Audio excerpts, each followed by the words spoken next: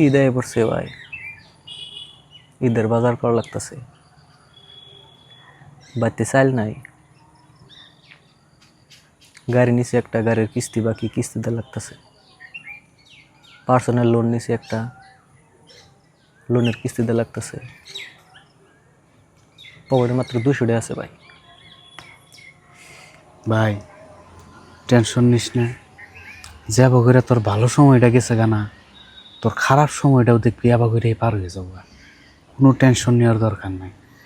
তুই PhonePe check কর, আমি 20,000 টাকা পাঠাইছি তোরে। থ্যাংক ইউ ভাই। ভাই, ওই ভাই, 20,000 টাকা দিলাম যে, 20,000 টাকা দিয়ে গাড়িটা নিয়ে আহিস।